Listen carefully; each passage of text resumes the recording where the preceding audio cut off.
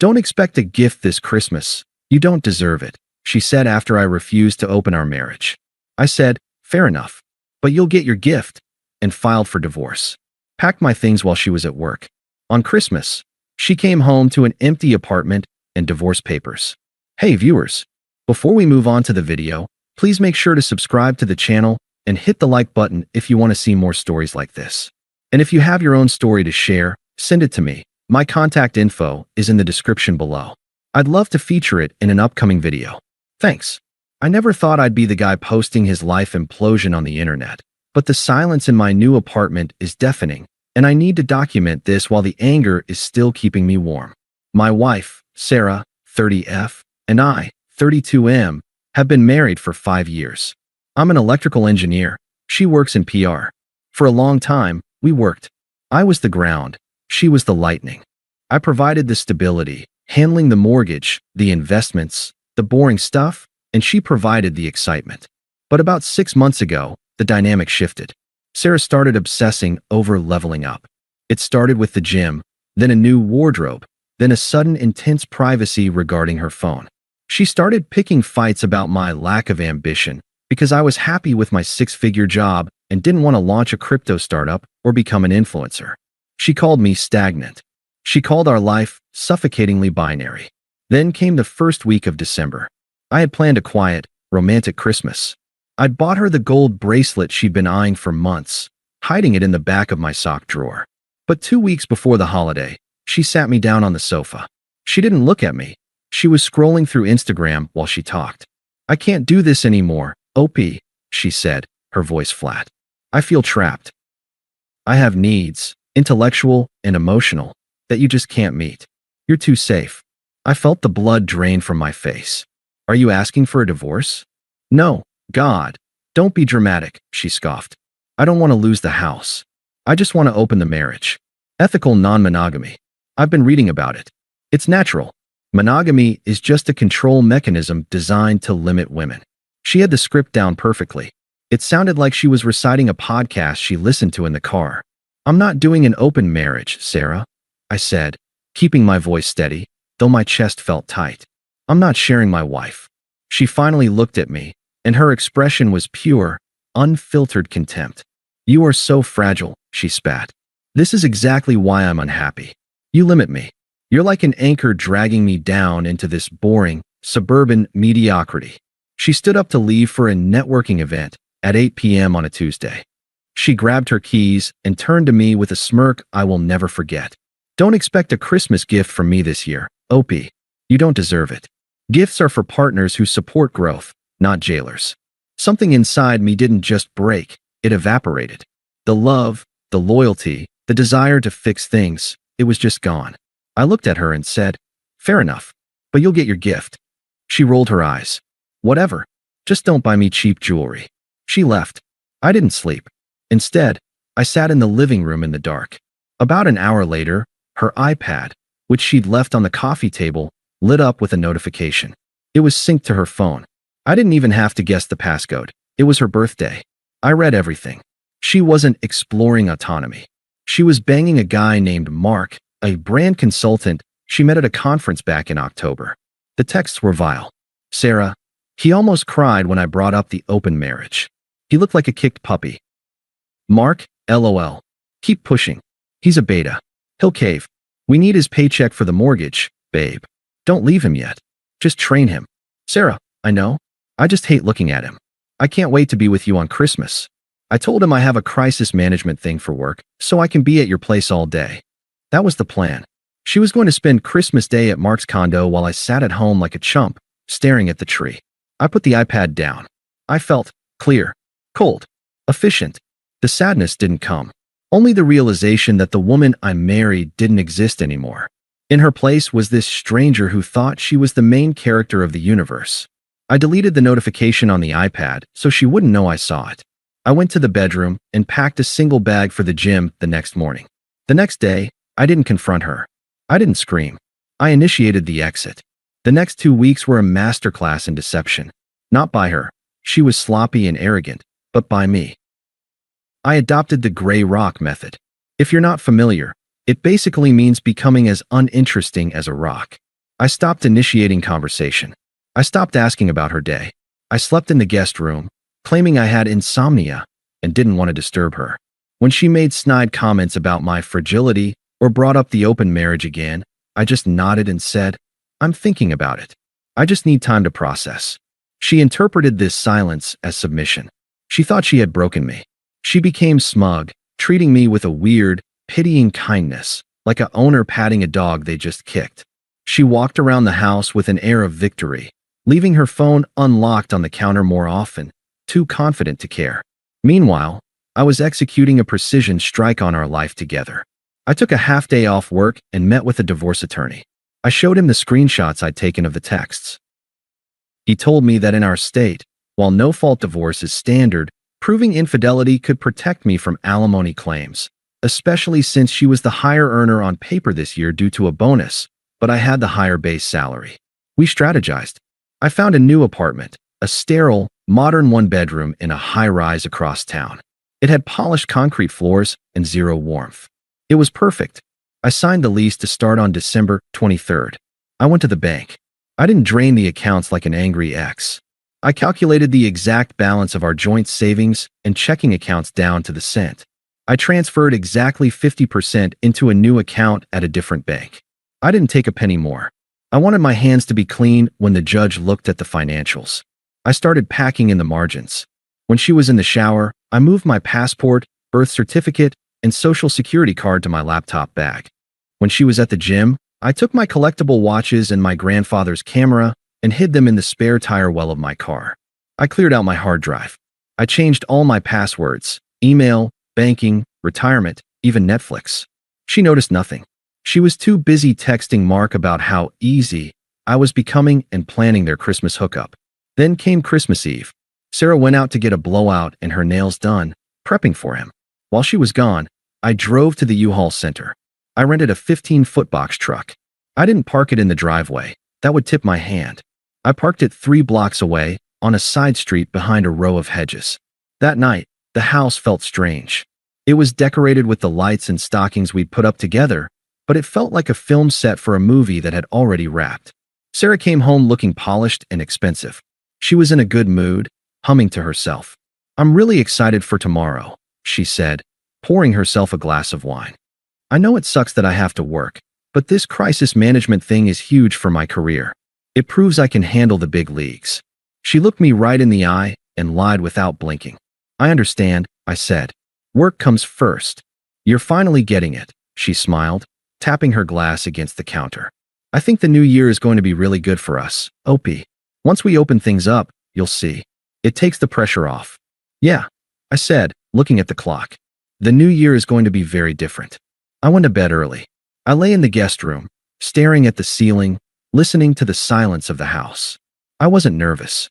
I wasn't sad. I felt like an astronaut on the launch pad, just waiting for the countdown to hit 0. Christmas morning arrived with a bright, mocking sunshine. Sarah put on an Oscar-worthy performance of being stressed about her work emergency. She rushed around the kitchen, shoving a protein bar into her purse, checking her reflection in the microwave door. She wasn't wearing her usual work blazer. She was wearing a cashmere sweater and the diamond earrings I bought her last year. She looked like she was going on a date, not to a crisis meeting. "I can't believe I have to go in," she sighed, grabbing her car keys. "I'm so sorry, Opie. This is the worst timing." "It happens," I said, leaning against the counter, drinking my black coffee. "Go save the day." She stopped at the door, hand on the knob. She turned back to me, her face hardening just a fraction. "Remember what I said?" She reminded me. "No gift. We need to reset expectations for this marriage. Independence is the best gift we can give each other." "I remember," I said. "Drive safe." She didn't kiss me goodbye. She just walked out. I watched through the blinds as her car backed out of the driveway and disappeared down the street. I waited 2 full minutes. Then, I set my coffee cup down in the sink. The clock started. I ran out the back door, jogged the 3 blocks to the side street, and hopped into the cab of the U-Haul. I fired it up, drove it onto the front lawn, right up to the porch, and threw the back door open. I didn't have movers. I didn't want witnesses. And frankly, I needed the violence of the exertion. I needed to sweat the betrayal out of my system. I went to work. I didn't bother with the heavy sectional sofa or the solid oak dining table. I couldn't move them alone, and I didn't want them. I wanted to take the life out of the house. I wanted to take the convenience. I started with the electronics. I unmounted the 65-inch OLED TV from the wall, leaving the ugly bracket and the dangling wires exposed. I took the Sonos soundbar. I took the PlayStation. I unplugged the router and the modem, stuffing the tangled mess of cords into a box. The house went offline. I moved to the kitchen. I packed the Breville espresso machine, the one she didn't know how to use but loved the coffee from. I took the Vitamix. I took the toaster. I opened the drawers and took the good chef's knife, the silverware, and the corkscrew. I cleared out the pantry of the expensive olive oils and spices, leaving only a stale box of crackers and a can of soup. I went to the bedroom. This was the hardest part, physically. I stripped the bed. I took the duvet, the high thread count sheets, and the memory foam topper. I left the bare, stained mattress sitting on the wooden frame. It looked like a crack house bed. I took the lamps from the nightstands. I took the batteries out of the TV remotes and tossed the empty plastic shells on the floor. I took the shower curtain from the master bath. I took the toilet paper rolls. I worked like a machine for 6 hours straight. My shirt was soaked through. My knuckles were scraped. But with every box I taped shut, I felt lighter. By 3 p.m., the house wasn't empty, but it was dead. It echoed. It looked like the people living there had fled in the middle of the night. It felt cold, hollow, and hostile. I did one last sweep. I walked into the kitchen. The island was the only surface I hadn't cluttered with debris. I placed a small, red gift box in the absolute center of the granite counter. Inside the box was a thumb drive containing the PDF of her texts with Mark, the bank transfer receipts proving I took exactly 50%, and the petition for divorce I had filed 2 days prior. Resting on top of the folded papers was my platinum wedding band. I grabbed the last box, walked out the front door, and locked it. I dropped my house key through the mail slot. It clattered onto the hardwood floor inside, a final, metallic period at the end of a sentence. I climbed into the truck and drove away. I pulled into my new apartment complex just as the sun was setting. I carried a few essential boxes up to my unit: the TV, my clothes, the coffee maker. I ordered a pepperoni pizza from a local place. I sat on the floor of my new living room, leaning against the wall, eating greasy pizza out of the box while Die Hard played on the TV sitting on the floor. I checked my phone. 7:30 p.m. I blocked her number. I blocked her Instagram. I blocked her Facebook. I blocked her sister. I blocked her mom. Then, I cracked open a beer and waited for the fallout. The silence held for about 2 hours. It was the most peaceful 2 hours of my life. Then, around 8:15 p.m., the digital siege began.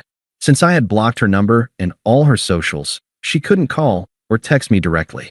But I hadn't blocked her on my old Gmail account, the one we used for utility bills and random junk mail. I had it open on my laptop, sitting on a moving box next to my pizza. The notifications started pinging. Email 1, 8:17 p.m. Subject: Where are you? Why is the Wi-Fi down? I can't find the router. And where is the TV? Call me right now. I took a bite of my pizza.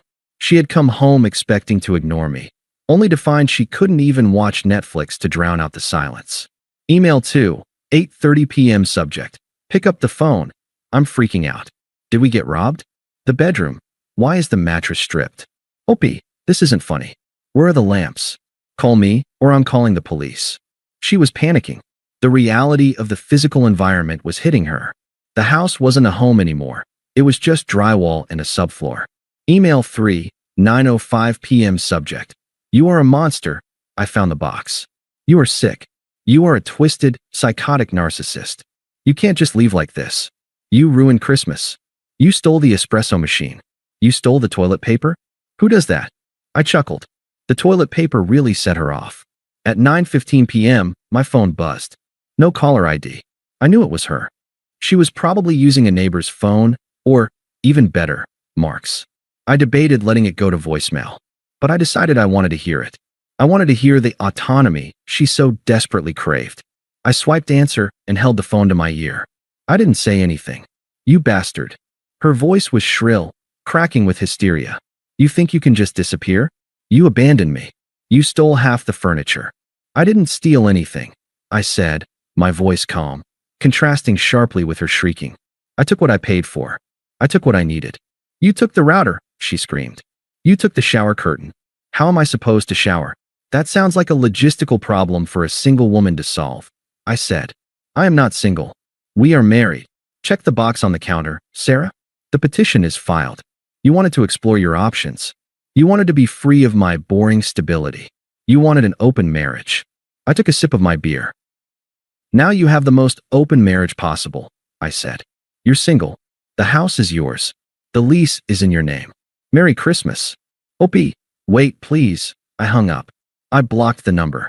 I found out later, through a mutual friend who had seen the beta texts and firmly taken my side, exactly how the rest of her night went. It played out like a Greek tragedy. After I hung up, Sarah couldn't stand being in the dark, empty house. It was too creepy. So, she packed a bag and drove straight to Mark's condo. She showed up at his door around 10 p.m., crying, mascara running, dragging a suitcase, expecting him to be her knight in shining armor. She probably thought this was the start of their great romance. She was free of her boring husband, ready to fall into the arms of her exciting new lover. But Mark? Mark was a 28-year-old brand consultant who liked sleeping with married women precisely because they had homes to go back to. He liked the secrecy. He liked the low stakes. When he opened the door and saw a hysterical, soon-to-be divorced woman with a suitcase trying to crash his bachelor pad on Christmas night, he didn't see a girlfriend. He saw a liability. He told her he wasn't in a place to receive this kind of heavy energy. He told her she was trauma dumping on him and that it was a turnoff. He didn't even let her stay the night. He closed the door in her face. So, Sarah, the woman who wanted everything, ended up with nothing. She had to drive 40 minutes to the suburbs to stay with her mother. Her mother is a functional alcoholic with a personality disorder who has criticized Sarah's weight, career, and life choices since she was a toddler. It is the one place on earth Sarah hated being, and I had sent her right back there. I finished my pizza, turned off the TV, and went to sleep on my mattress on the floor. It was the best night of sleep I'd had in 6 months. The next 3 months were a blur of legal paperwork and quiet reconstruction. I didn't answer her calls. I didn't reply to the long, rambling emails she sent at 2 a.m. begging for closure. My lawyer, a shark of a woman named Karen, the good kind of Karen, handled everything. She made it clear to Sarah's representation that the infidelity proof I had would make any attempt at alimony a waste of their billable hours. Since I had legally secured exactly 50% of our liquid assets and refused to contribute a cent toward the mortgage of a house I wasn't living in, Sarah was drowning. She couldn't refinance to buy me out on her salary alone, especially with her credit card debt. We had to sell the house. Last week, we met at the title company to sign the closing documents. It was the first time I had seen her face-to-face since she walked out the door on Christmas morning. I arrived early. I felt different. Good. I've lost 15 pounds, not from stress, but because I finally had the time to hike and cook real food instead of eating whatever takeout Sarah wanted. I was wearing a fitted jacket and jeans. I looked like a man who had his life back. Sarah arrived 10 minutes late. She looked wrecked. The glow-up she had cultivated for Mark had completely disintegrated. She had gained weight, the puffy, unhealthy kind that comes from cheap food and cortisol. Her hair was pulled back in a messy bun, and she wasn't wearing makeup. She looked 10 years older. She sat across from me at the mahogany conference table. She didn't look me in the eye. The signing took an hour. It was mostly administrative silence, broken only by the scratching of pens and the notary stamping pages. When it was finally over, the lawyers stepped out to make copies of the checks. We were alone. Sarah stared at the table, picking at a loose thread on her sleeve. Mark was a mistake, she whispered. Her voice was small, trembling. I didn't look up from my phone. I was checking the tracking on my new espresso machine. Okay. She looked up, startled by my indifference. That's it. Just okay. We were together for 8 years. OP, doesn't that mean anything to you? It meant a lot, I said, finally meeting her gaze. Until it didn't.